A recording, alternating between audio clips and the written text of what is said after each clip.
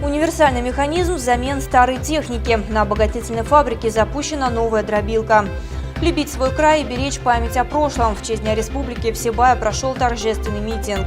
Бревна и горы не помеха. Мастерство владения мото- и автотехникой продемонстрировали участники чемпионата эндуро. А теперь об этом и другом более подробно. В эфире выпуск новостей с Уделяной Кириллова. Здравствуйте. На обогатительной фабрике в Сибае началась постепенная смена устаревшего оборудования. Сегодня дробильную технику, установленную еще в прошлом веке, сменил новый универсальный механизм СМД-117. Наша съемочная группа узнала о его достоинствах. Любая техника рано или поздно требует замены. Что уж говорить об оборудовании, чья главная функция – измельчать твердую породу, делая ее пригодной для извлечения меди. На обогатительной фабрике процесс реконструкции и внедрения новых технологий с момента ее запуска практически не производился. Сегодня в цехе дробления установлено новое оборудование, которое долгие годы было в резерве и ждало своего часа. Дробильное отделение ДО-2 было запущено в работу в полную мощность в 1979 году. В то время производительность руды, переработка руды в дробильном отделении доходила до 3 миллионов 200, ну и может чуть больше. Ну, в процессе работы, эксплуатации дробилки, она, не морально, физически устарела. Ну и пришла необходимость, заменить ее на более новое и современное оборудование. В этом году, решение приняло руководство филиала заменить дробилку, были выделены средства. Дробильную технику установила подрядная организация «Восток Металлург-Монтаж». Конечно же, были задействованы и местные специалисты. Ведь установить и запустить оборудование гигантского размера весом около 100 тонн – дело непростое. На проведение всех монтажных работ руководством было запланировано более 50 дней. Подрядчики же успели за месяц. Помимо монтажа дробильной техники, большая работа была проведена и по ремонту мостового крана. Была сделана большая работа по ремонту мостового крана, потому что грузоподъемность крана на пределе была. И для безопасности перевели работу мостового крана на дистанционное управление. Дробилка СМД-117 справедливо является самой надежной среди механизмов этого типа. Большой плюс – возможность задавать величину частиц конечного материала. СМД-117 подходит для крупного класса дробления, что делает ее незаменимой на производственных объектах. На обогатительной фабрике она задействована на первой стадии рудоподготовки. Оборудование, состоящее из двух щековых дробилок, простым движением щеки и конвейера перегружает куски раздробленной руды в бункеры для последующей сортировки. Что касается второй стадии, то там тоже в скором времени ожидается обновление. Новую конусную дробилку стоимостью 30 миллионов рублей планируется установить предположительно в конце октября, начале ноября нынешнего года. Новая дробилка пришла на замену старой дробилки конуса мелкого дробления. Это в среднем отделении дробления. Сэндвик, шведская дробилка. Ее планируем устанавливать в октябре месяц начать. Демонтаж.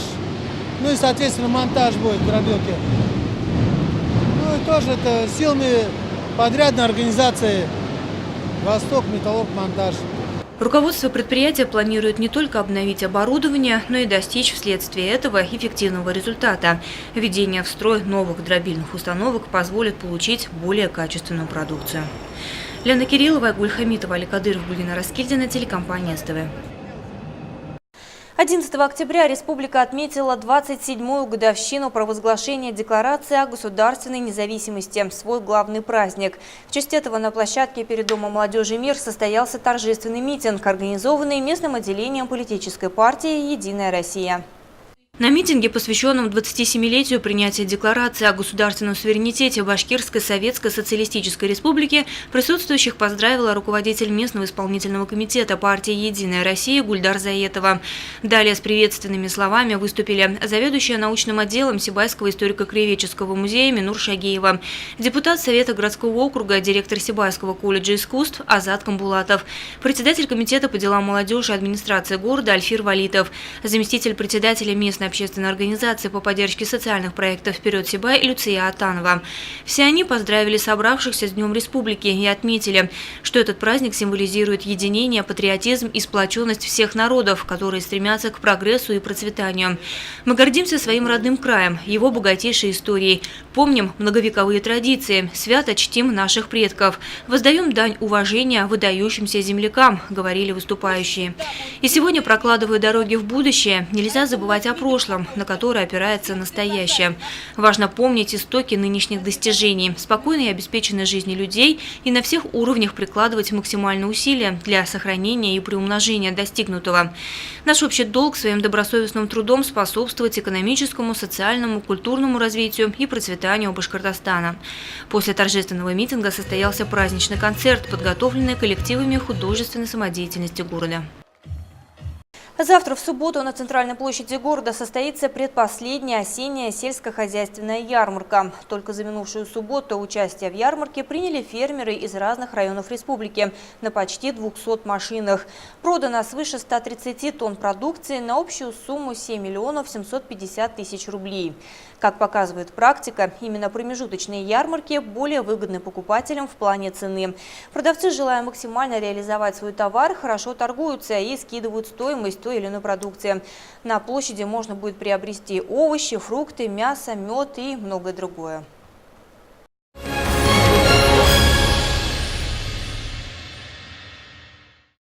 Дню Республики и Году экологии в России были посвящены экологические акции, организованные на днях активными школьниками и молодыми парламентариями. Благодаря их усилиям были высажены саженцы в сквере молодежи и по улице Чайковского. О зеленой теме в материале Рената Музафарова. До сих пор сквер молодежи, прилегающий к территории СибГУ со стороны улицы Белова, оправдывал свое название лишь в номинальном качестве, сходятся во мнении участники прошедшей накануне озеленительной акции. Территория действительно служит местом большого скопления молодежи, которая отдыхает на скамейках в перерывах между парами, вот только обилием зеленых насаждений глаз местного студента сквер не радует. Попытки исправить ситуации принимались и раньше. Далеко не все саженцы благополучно перенесли высадку в грунт. В этом деле вообще масса тонкостей и нюансов. Дабы усилия добровольцев впредь не оказались напрасны, всем участникам акции, инициированной молодежным парламентом города, перед началом предстояло получить необходимые ценные указания. Соватая, это вот похоже на север была этот посажен. Вот так и сажать надо. И корни желательно, не надо их так сгинать. Их когда посадишь, прикопать и немножко приподнять надо будет. Абсолютное большинство участников – представители местного студенчества. Первокурсница Лида Ягудина посадила свой саженец поближе к пешеходной дорожке, чтобы деревце чаще радовало прохожих. Хвойные культуры, вопреки устоявшемуся мнению, не уступают в темпе роста большинству других пород древесных. По этой причине к концу студенческой пары Лидии ее саженец должен достигнуть размеров окрепшего дерева. Насчет природы мы всегда за. Когда проходишь, то хочется видеть красоту природы. Душу вкладываете? Да. Вот мы посадили. Сами саженцы в количестве 50 штук были привезены из питомника деревни Юлук Баймакского района. Деревья еще молодые, однако осень, как комментируют специалисты, самое подходящее время для пересадки. За лето в саженцах накопилось необходимое количество жизненно важных веществ. К весне сосенки должны чувствовать себя не хуже прижившихся деревьев. Главное – уход и бережное отношение со стороны посетителей сквера, комментирует организатор акции Артур Ишкуватов, выступающий от лица молодежного парламента нашего города. В рамках проекта «Сохраним планету вместе» мы, молодежный парламент, члены молодежного парламента, хотели озеленить этот парк. То есть парк и сквер молодежи. Думаем, этот сквер молодежи будет еще процветать, и студенты будут, конечно, раз рядом с СибГУ, то студенты тоже будут ухаживать за посаженными саженцами. На это мероприятие привлечены студенты Сибайского института, студенты педагогического колледжа и учащиеся школы номер 12. Саженцы нам предоставил житель деревни Юлук Баймакского района Янузак Азаматов. И, конечно же, он предоставил все это бесплатно, хотел тоже помочь. На днях территория, располагающаяся по улице Чайковского от мечети до памятника 450-летия Башкортостана в составе России, также подверглась массовой высадке экологического десанта. Украсить деревьями улицу решили первоклассники средней образовательной школы номер 12 вместе со своими родителями. Данное мероприятие было организовано в рамках двух экологических акций. Это ежегодная аллея первоклассников и республиканская акция «Посади дерево», проходившая с 3 по 6 октября. Организаторы мероприятия отмечают большой вклад, внесенный в дело детским эколого-биологическим центром города Сибай. Мы сегодня вместе с родителями, вместе с первоклассниками решили озеленить наш город, и каждый первоклассник у нас сажает по одному дереву. Эта традиция у нас продолжается 4-й год. Надеемся, что у традиции будет продолжение. По итогу, в результате обоих мероприятий высажено порядка 150 саженцев. Будем надеяться, что деревья приживутся и пойдут в рост на радость всем сибайцам. Ринат Музафаров, Али Кадыров, Радмир Сингулов, Гульгина Раскильдина, телекомпания СТВ. К новостям спорта. Недалеко от деревни Хасаново Баймакского района прошел мотоспортивный турнир «Эндуро», участие в котором приняли и сибайцы. Удалось ли нашим завоевать призовые места, расскажет Екатерина Марочкина. Считается, что мотоспорт возник вместе с изобретением мотоцикла. Сегодня мото и автоспорт относятся к техническим видам спорта, где главным критерием успешности и безопасности спортсмена является его правильное взаимодействие с техникой. Свое мастерство на прошедших соревнованиях показали и сибайские спортсмены на мотоцикл класса «Эндуро». Общими усилиями участники обеспечили захватывающее зрелище с прохождением трассы и разнообразных препятствий.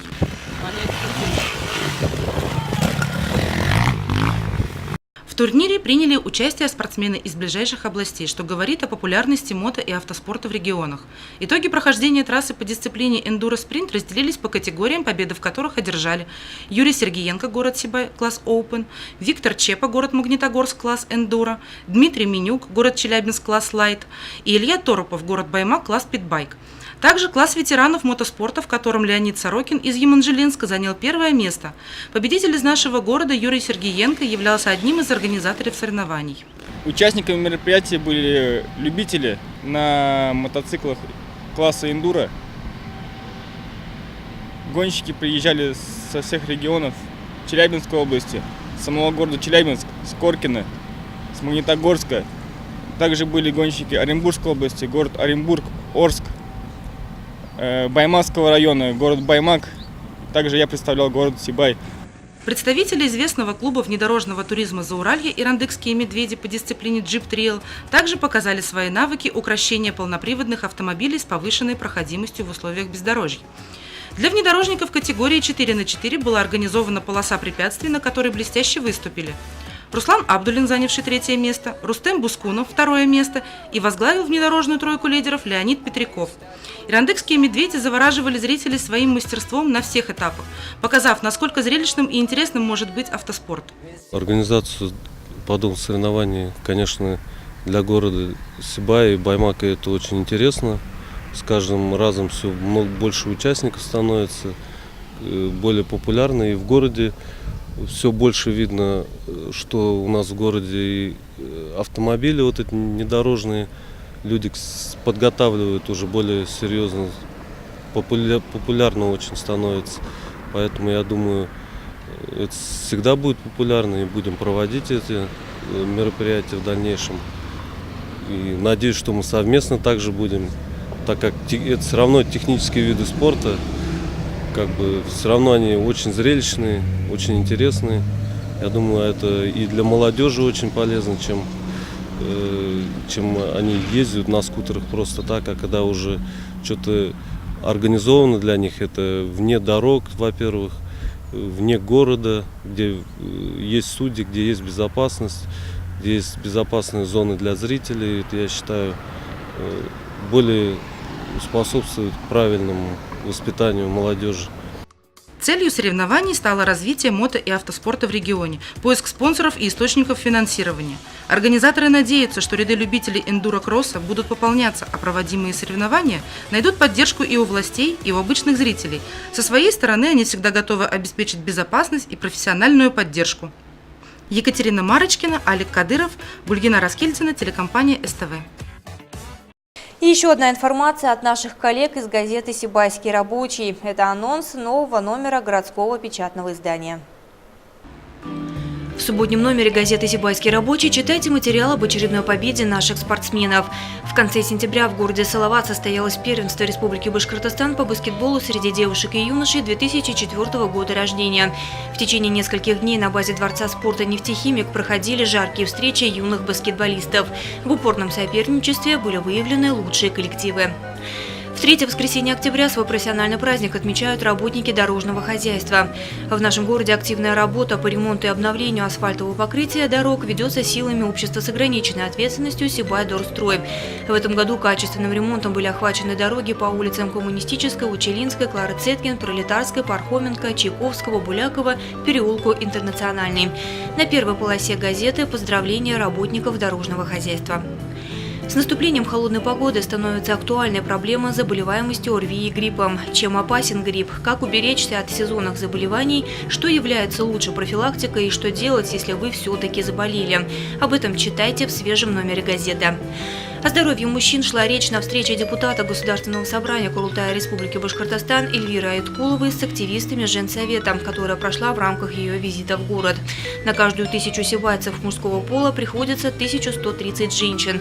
А ведь мальчиков рождается больше, чем девочек, что является причиной того, что к 70 годам женщин становится уже в 2 раза больше.